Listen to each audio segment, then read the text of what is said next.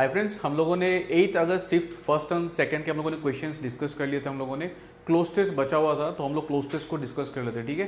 तो ये दो क्लोज टेस्ट काफ़ी इंपॉर्टेंट है और आप देखना कितना आसान होता है क्लोज टेस्ट आपके एसएससी टीयर 1 में। तो हम लोग सारे क्वेश्चंस आराम से करेंगे, ठीक है, समझ के करेंगे और चीज़ों को समझेंगे कि क्या क्या वर्ड आएगा। चलिए तो स्टार्ट करते। ये आपका एक पैराग्राफ है, ओके, जो 8 अगस्त आया था शिफ्ट 1 या फिर शिफ्ट 2 में आया था, करेक्ट। तो इसको एक बार पढ़ लेते हैं। हमेशा मैंने आपको एक चीज़ बोला है, जब भी क्लोज टेस्ट आए तो एक ही बार में आप गो थ्रू करो, ठीक है। गो थ्रू करना है एक ही बार में आपको, और हमेशा सेंटेंस को आइसोलेशन में आपको लेना नहीं है, क्योंकि एक एक सेंटेंस दूसरे से रिलेटेड है, फाइन।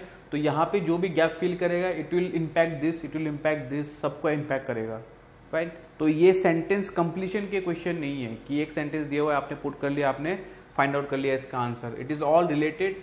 एंड जो टफ क्लोज टेस्ट लगता है किसी को टफ होता है बिकॉज ऑफ दैट कि लोग समझ नहीं पाते उसको, है ना, अंडरस्टैंड नहीं करते इसको, ठीक है। तो एक बार चलिए हम लोग पढ़ते किसके बारे में उसको पढ़ लेते हैं कि job performance is dash by number of factors, motivation alone does not lead to increased performance.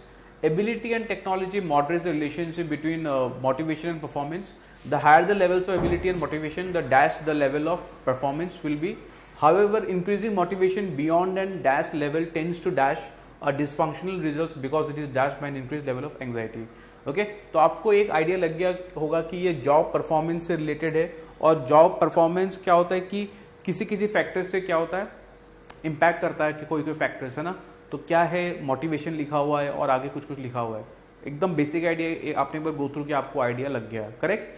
तो एक बार पढ़ के देखते हैं फर्स्ट सेंटेंस को और ऑप्शंस देखते हैं क्या मेंशन किया हुआ है, और हम लोग जो अप्रोप्रिएट वर्ड है उसको सिलेक्ट करेंगे। देखिए आप दो वर्ड आप आराम से एलिमिनेट कर पाओगे, आप करेक्ट, दो वर्ड आप आराम से एलिमिनेट कर पाओगे। बस एक दो में कभी कभार कंफ्यूजन होता है, वो आप थोड़ा सा 2-3 बार उस सेंटेंस को जब पढ़ोगे तो आपको आइडिया लग जाएगा कि क्या वर्ड आना चाहिए, फाइन। चलिए, और आपका थोड़ा सा इसमें आपको वोकैब थोड़ा सा आपका सही हो तो it is better, correct, okay. चलिए, तो job performance is dash by number of factors. अगर आप ग्रामेटिकली सारे वर्ड सही है, क्या ईज है, ईज के बाद यहाँ पे क्या आएगा, ये आपका एक्चुअली पैसिव वॉइस का सेंटेंस। अगर आप स्ट्रक्चर देखोगे, job performance is V3 by a number of factors, correct. अगर आप देखोगे it's a passive sentence, okay. तो यहाँ पे क्या आएगा, V3 आएगा, V3 फॉर्म आएगा कोई भी वर्ब का। क्या हमारे ऑप्शन सारे हैं, affected, effected, okay, influenced, measured, सारे हैं, तो we can not eliminate in that way. तो ग्रामेटिकली अगर सारे वर्ड्स करेक्ट है, ग्रामेटिकली करेक्ट है, लेकिन मीनिंगफुल कौन बनाएगा इस सेंटेंस को, वही अप्रोप्रिएट वर्ड होगा, करेक्ट। तो अभी आपको देखना है कि यहाँ पे आपको you need to understand the sense of this sentence. अभी आपका अंडरस्टैंडिंग मैटर करेगा रादर देन ग्रामेटिकल नॉलेज। देखिए सेंटेंस को कि job performance is dash by number of factors. क्या करता है कि जॉब परफॉर्मेंस और नंबर ऑफ फैक्टर्स का कुछ रिलेशन बताया यहाँ पे कि नंबर ऑफ फैक्टर्स क्या करता है, मतलब जॉब परफॉर्मेंस को मतलब कुछ फैक्टर्स इंपैक्ट करता है, ऐसा कुछ हमें आइडिया लग गया। अफेक्टेड हो सकता है, अफेक्टेड का मतलब पता है क्या आपको, to have effect upon, okay, बस कंफ्यूजन करने के लिए दिया हुआ यहाँ पे इफेक्टेड का, टू हैव इफेक्ट अपॉन, है ना, कोई इफेक्ट क्रिएट करना उसको कहते हैं। अफेक्टेड मतलब एक्चुअली अगर आप इफेक्ट वर्ड का अगर आप वर्ब फॉर्म देखोगे ना इफेक्ट वर्ड का, ठीक है, तो इसका मीनिंग होता है टू प्रोड्यूस समथिंग। तो यहाँ पे आप कुछ प्रोड्यूस करोगे कि ये उससे तो यही बेटर वर्ड है ना यहाँ पे कि कुछ certain number of factors impact job performance, correct. Influence word अगर आप देखोगे दोनों का मीनिंग ऑलमोस्ट सेम रहता है, इन्फ्लुएंस अफेक्टेड का। लेकिन इन्फ्लुएंस जो वर्ड होता है आप नॉर्मली आप किससे ये आप एक्चुअली पर्सन्स के साथ ज़्यादा यूज करते हो कि आई am influenced by that person, ठीक है, ही इज इन्फ्लुएंस्ड बाय मी। तो अगर आप यहाँ पे अगर आप देखोगे यहाँ पे कुछ we are not talking of human beings और समथिंग लाइक दैट। तो अगर आप देखोगे तो अफेक्टेड वर्ड ज़्यादा you will prefer more than, okay, you will prefer this affected to influence, fine. तो आप अफेक्टेड को ज़्यादा prefer, because influence we normally use in case of person, जैसे मैंने आपको बोला I am influenced by him, fine. And measured तो होगा नहीं, is measured bye number of factors, is measured, job performance is measured bye, अगर हो गया जॉब परफॉर्मेंस अगर is measured bye number of factors, अगर हम लोगों ने मान लिया कि हो सकता है जॉब परफॉर्मेंस, लेकिन यहाँ पे हम लोग बात कर रहे हैं मोटिवेशन की बात कर रहे हैं, okay, ability and technology we are seeing. तो यहाँ पे हम लोग मेजर करने की बात नहीं कर रहे हैं, हम लोग we are seeing the impact, fine. तो अगर आप देखोगे one word only fits, that is what, A is the answer, affected. कि job performance is affected by number of factors. बहुत सारे फैक्टर्स क्या करते हैं, जॉब परफॉर्मेंस के ऊपर इफेक्ट डालते हैं, इफेक्ट उनका इफेक्ट होता है। Fine, okay. तो A affected is the answer, 21st का A affected is the answer, correct. चलिए जो नेक्स्ट वर्ड है उसको फिट करने की कोशिश करते हैं। Motivation alone does not lead to increase performance. मतलब क्या बोला है कि मोटिवेशन सिर्फ जॉब परफॉर्मेंस को एनहांस नहीं करता, और भी सारे कुछ फैक्टर्स होते हैं। Ability and technology moderates the relationship between motivation and performance.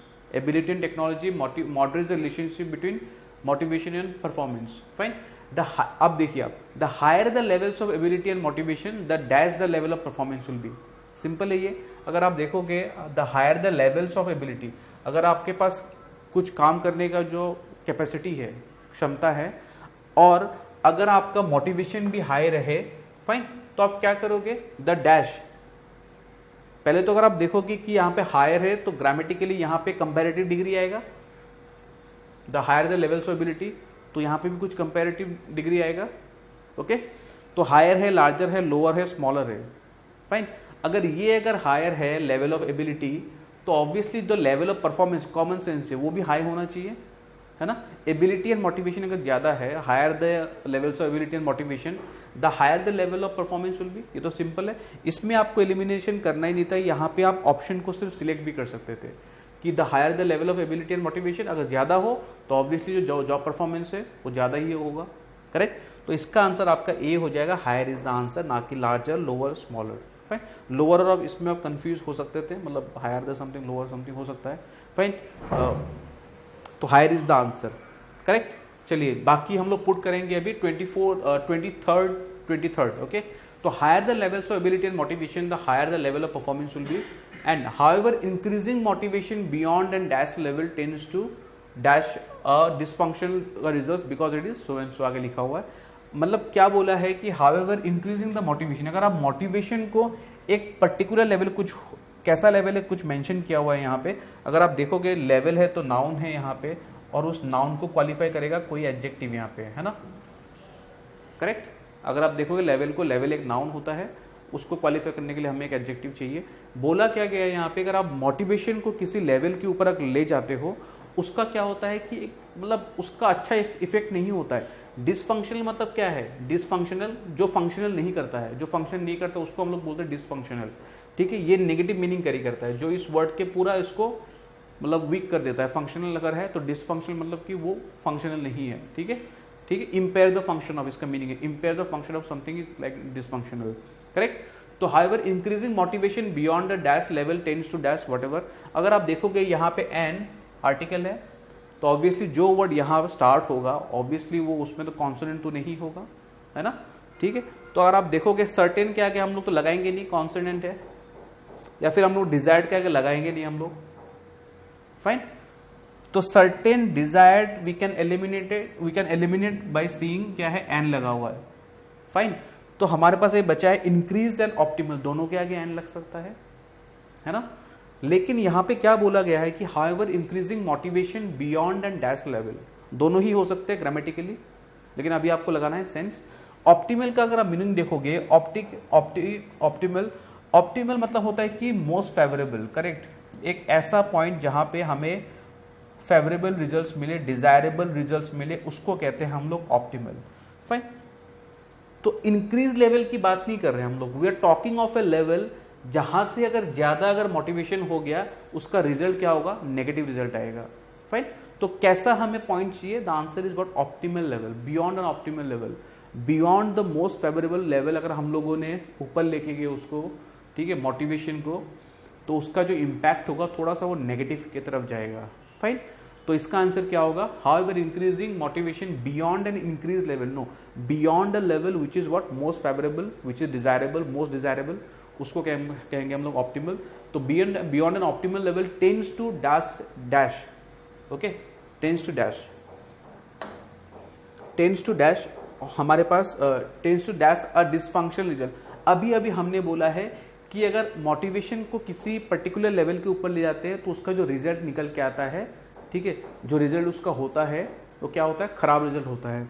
तो इसको आप सीधा आप सिलेक्ट कर सकते थे, आप इसको ऑप्शन को आप सिलेक्ट कर सकते हो। आप क्या होगा कि however increasing motivation beyond an optimal level tends to what, deduce हो सकता है क्या? डिड्यूस का मीनिंग आपको, अगर अगर आप देखोगे a plus B whole cube अगर एक फॉर्मूला है, तो आप उससे आप किसका आप डिड्यूस कर सकते हो? आप a cube plus B cube का आप डिड्यूस कर सकते हो ना आप, correct. a plus B whole square आपको पता है, a स्क्वायर पर बी स्क्वायर जो भी है, मतलब एक थ्योरम होता है। उसके बाद अगर आप कुछ आप डिराइव करते जाओगे, उसके बाद डिराइव करोगे on the basis of particular theorem, उसको बोलते हैं हम लोग डिड्यूस करना, ठीक है, डिड्यूस करना उसको। तो ये तो नहीं होगा। यहां पे क्या बोला गया है, इस रिजल्ट्स को क्या करता है, जनरेट करता है, ऐसे रिजल्ट जनरेट करता है। एक ही वर्ड अगर आप देखोगे, tends to produce, fine, tends to produce dysfunctional results, ना कि आपका इंट्रोड्यूस नहीं करता है, वो रिजल्ट एक्चुअली में प्रोड्यूस करता है कैसा, अच्छा रिजल्ट नहीं, ना कि रिड्यूस। हम लोग रिडक्शन की बात नहीं कर रहे हैं, we are talking of generation of results which are what, dysfunctional, which are negative, fine. तो डिड्यूस नहीं होगा, the answer is produce is the answer, okay. Tends to produce a dysfunctional results because it is dash, because it is what, it is dash by an increase level of anxiety.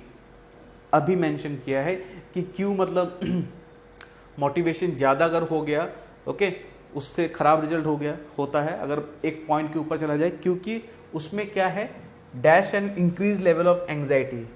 तो ये चीज़ क्या है, आपका attached है, fine, because it is, मतलब ये जो है इंक्रीज लेवल ऑफ एंग्जाइटी होता है उस केस में, fine, because it is what, abandon by, ये हो सकता है क्या, अबंडन हो तो पूरा उल्टा मीनिंग निकल गएगा, एक्कम्पनीड हो सकता है ना। एफिलिएटेड अगर आप प्रीपोजिशन से भी कर सकते थे, बिकॉज इट इज बाय लिखा हुआ है। नॉर्मली अगर आप देखोगे एफिलिएटेड टू होता है, जैसे कि मैं ऐसे हम लोग बोलते हैं ना कि our school is affiliated to CBSE, ठीक है, एफिलिएटेड टू होता है नॉर्मली। तो आप ग्रामेटिकली भी एफिलिएटेड उस वर्ड को आप क्या कर सकते थे, एलिमिनेट कर सकते थे, ठीक है। एमलगमेट तो होगा नहीं, एमलगमेट मिक्स करना होता है ना, एमलगमेट बहुत ही अच्छा वर्ड है, एमलगमेट मिक्स करना होता है, mix, to mix something, fine. So answer क्या होगा, इज एक्कम्पनीड बाय, उसके साथ होता है, ओके, कि increasing motivation beyond an optimal level tends to produce of dysfunctional results because it is accompanied by, because both are associated, okay, by an increased level of anxiety, ठीक है। so the answer is what, because it is accompanied by an increased level of anxiety, ठीक है। तो we have discussed this close test, let's discuss another one next, उसका discuss कर लेते हैं हम लोग कि the dash of energy in India are made from both commercial and non-commercial sources, fine. एक बार पढ़ लेते हैं जैसे हम लोग पढ़ते हैं, the most dash sources of energy today are coal and natural gas, hydro electricity and nuclear power. On the other hand firewood, cow dung cakes and vegetable waste etcetera dash non commercial forms of energy, while non-commercial forms of energy dash demand, coal is the dash source of commercial energy in India। तो ये हमारे पास passage है, अगर आप देखोगे this is all about energy, है ना, हम लोग एनर्जी के बारे में पढ़ रहे हैं। यहाँ पे कुछ बताया गया है कि कैसे फॉर्म ऑफ एनर्जी होते हैं, कमर्शियल होते हैं, नॉन कमर्शियल होते हैं ना, और आगे उसका मतलब और थोड़ा सा उसको इलाबोरेट किया है, बस दिस मच ओनली, फाइन। तो हम लोग पुट करने की कोशिश करेंगे क्या अप्रोप्रिएट आंसर आएगा यहाँ पे। So let's take up the first sentence कि the dash of energy in India are made from both commercial and non commercial sources.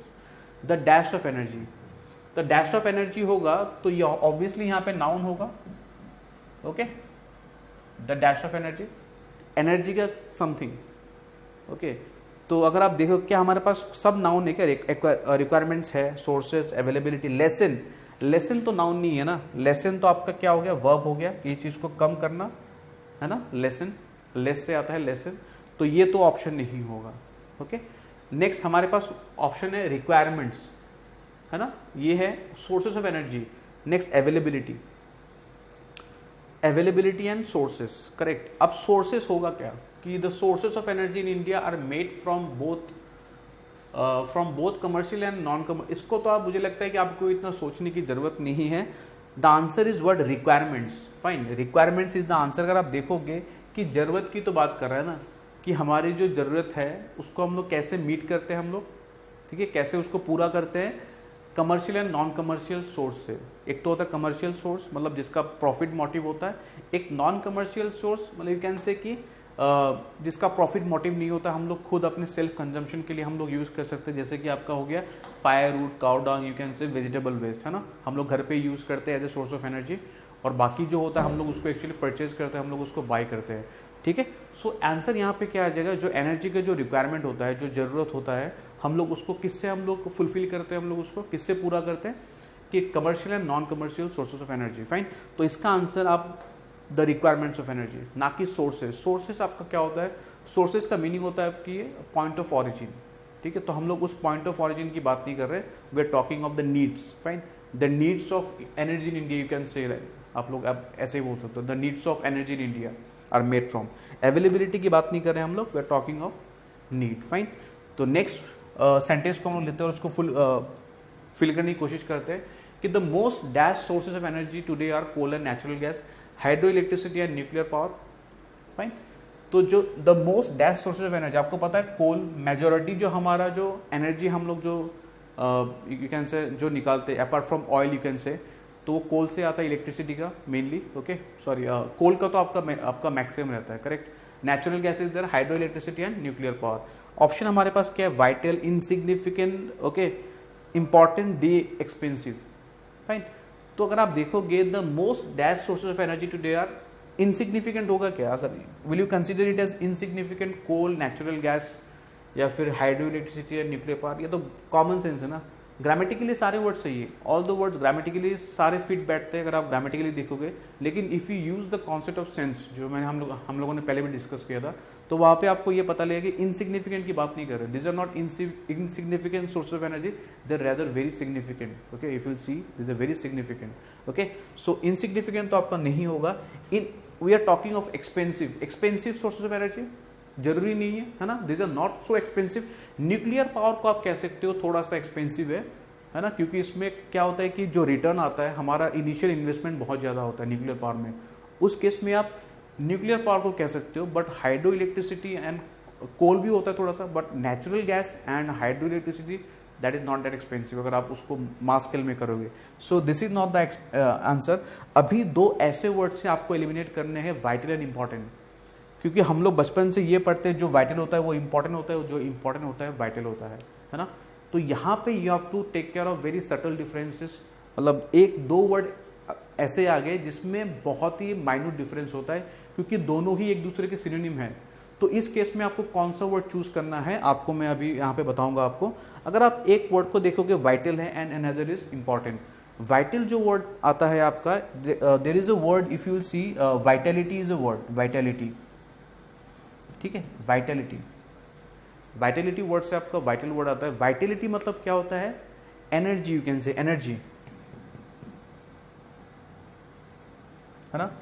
अगर आप देखोगे वाइटल और इंपॉर्टेंट का डिफरेंस, वाइटल एक ऐसा चीज होता है अगर वो नहीं होता है तो हम लोग जीवित नहीं रह सकते, ओके। वाइटल का मतलब है कि it is something which is very essential या फिर इनडिस्पेंसिबल, जिसके बिना हम लोग जी नहीं सकते, ऐसा, ओके। अगर आपको एक वर्ड दूं, न्यूट्रिएंट्स, फाइन, न्यूट्रिएंट्स क्या होता है, कार्बोहाइड्रेट्स, ठीक है, प्रोटीन्स, विटामिन्स, तो ये आपके बॉडी को, मतलब बॉडी के लिए एकदम एसेंशियल है, अगर आपको नहीं मिलेगा तो आप मर जाओगे, है ना, जो न्यूट्रिएंट्स है। तो अगर आपको मैं दो वर्ड दूं, वाइटल और इंपॉर्टेंट, ठीक है, न्यूट्रिएंट्स के केस में, तो आप यूज करोगे वाइटल वर्ड को। न्यूट्रिएंट्स क्या होते हैं, वाइटल होते हैं रेदर देन इंपॉर्टेंट होते हैं, लेकिन अगर आप क्लोज में क्या होते हैं, you have to choose the most appropriate word, the most suitable word, fine. तो vital is something without which you can not live. Important is, मतलब आप कह सकते हो कि इट्स सिग्निफिकेंट, बट मतलब वाइटल से जो इंटेंसिटी है ना, वाइटल बहुत ज़्यादा इंटेंस वर्ड है रादर देन इंपॉर्टेंस।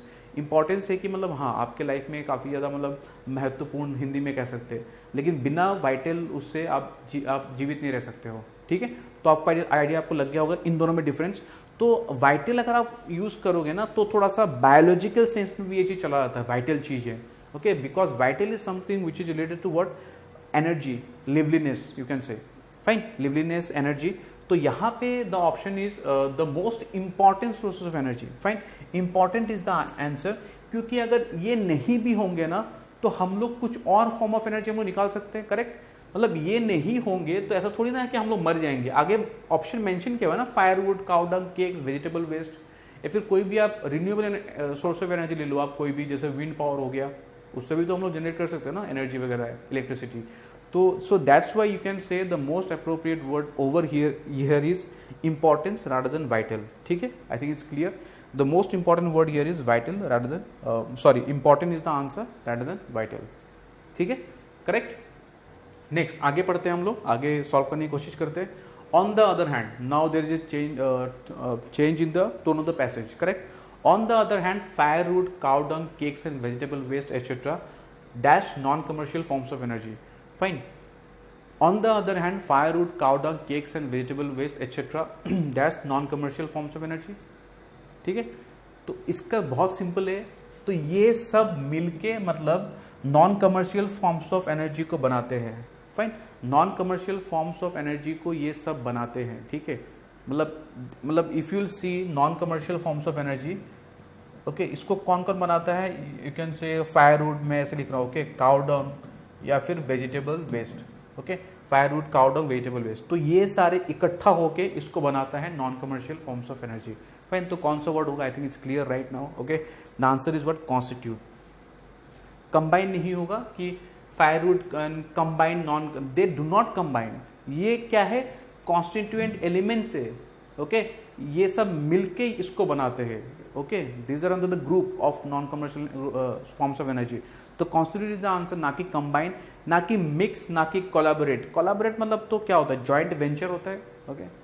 इस कंपनी ने उस कंपनी के साथ कोलैबोरेट किया और कुछ बनाया, ठीक है, ओके। सो उस कोलैबोरेट का मीनिंग वो होता है constitute. You can also use word which is called comprise, ठीक है। कंप्राइज वर्ड भी आप यूज कर सकते हो, कंप्राइज, हालांकि उसमें ऑफ नहीं आएगा, उसको ध्यान दीजिए, ओके। तो यहाँ पे आप कंप्राइज भी करेक्ट होगा। On the other hand, firewood, cow dung, cakes and vegetable waste etcetera comprise non commercial forms of energy. Fine, आप अगर पेपर में देखोगे सब में एस लगा हुआ था, I guess, so that S will not come, constitute आएगा, क्योंकि जो भी है यहाँ पे all this are word, firewood, cow dung सब मिला के एक प्लूरल सेंस कैरी करेगा। Fine, so the answer here is constitute. Next आगे बढ़ेंगे हम लोग।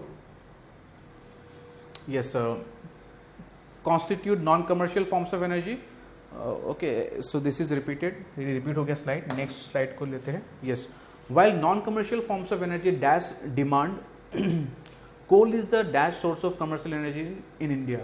while non-commercial forms of energy dash demand, आपने एक वर्ड काफ़ी सुना होगा, ये बहुत, तभी मैं आपको रीडिंग पे फोकस करने के लिए बोलता हूँ कि कुछ ना, just with the flow of the sentence you can identify the word which is the correct word. हम लोग क्या बोलते हैं? हम लोग to meet the demand of something, demand को मीट किया जाता है, करेक्ट। तो ऑप्शन भी वही है। तो ये पैसेज क्या होगा? कहीं से तो उठाया होगा, है ना, कहीं से उठाया होगा, किसी टॉपिक से, किसी न्यूज़पेपर से, व्हाटएवर। तो वही चीज़ होता है। That is why I always emphasise on the habit of reading. यहाँ पे आपको एलिमिनेशन करने की जरूरत ही नहीं है ना। आप मतलब लाइन को पढ़ो और आप बिना ऑप्शन देखे, मुझे लगता है you can fill this gap, okay. When you develop reading habit, you become so accustom to things, आप मतलब सेंस को इतना अच्छे तरह से आप मतलब जानने लग जाते हो कि वर्ड्स क्या क्या आएगा, proper words, that without option also you can fill the word, the appropriate word. The appropriate word here is while non commercial forms of energy meet demand, okay. Demand को मीट किया जाता है ना, demand को fulfil किया जाता है, meet किया जाता है, यू कैन से, ओके। नीड तो होगा नहीं, ठीक है। शेड डिमांड, शेड मतलब क्या होता है? किसी चीज़ को मतलब शेड कर देना, okay. I think you know the meaning. Fine, race तो नहीं होगा, okay. Form of energy, race, demand, fine, okay. Coal is the dash source of energy, commercial, okay. Coal is the बोला है, coal is the dash source of commercial energy in India. Smallest, B hardest, D heaviest, C largest, okay. Simple है, the है तो obviously superlative form आएगा, that is clear. तो grammatically सारे सही है, लेकिन यहाँ पे अगर आप देखोगे द मोस्ट, यहाँ पे हमने एक वर्ड यूज किया था, the most important source of energy today are coal and natural gas. Fine, तो यहाँ पे एक चीज अब मैं आपको दिखा देता हूँ। देखिए यहाँ पे जो सेंटेंस फिल होगा, यहाँ पे आपने फाइंड आउट कर लिया होगा, ओके, दैट इज ऑब्वियस। लेकिन पता है ये कहाँ से रिलेटेड है? यहाँ से रिलेटेड है। So that's why there is so much of connectivity in a cloze test. अगर आप लास्ट सेंटेंस को देखोगे, it is directly related to the second sentence. अगर आप यहाँ पे आओगे, सो थिंग्स आर सो को रिलेटेड। तभी मैं आपको बोलता हूँ क्लोज टेस्ट जो है सेंटेंस कंप्लीशन का एक बड़ा पार्ट होता है। उसमें एक एक इंडिविजुअल गैप जो है, एक यू कैन से एक वर्ड जो है पूरे पैसेज को एक कोहेरेंट पैराग्राफ बनाता है, पूरा मीनिंगफुल बनाता है। That's why you need to choose the most appropriate word, क्योंकि सब चीज़ रिलेटेड है यहाँ पे। फाइन, सो यहाँ जो फील करोगे आप, this is directly related to here, और ये तो एक एग्जाम्पल है। अगर आप टफ क्लोज टेस्ट लोगे, फिर take a tough cloze test, तो ऐसे आपको ऑप्शंस मिलेंगे जो दूर दूर बैठे हुए हैं लेकिन तब भी रिलेटेड है। Fine, so we are talking of important source of energy. Okay, so important source of energy क्या होंगे आपके? कोल, नेचुरल गैस, ये सब। Okay, already mention. तो यहाँ पे आंसर क्या हो जाएगा? Coal is the dash source of commercial energy India. Obviously smallest तो नहीं होगा because it is most important.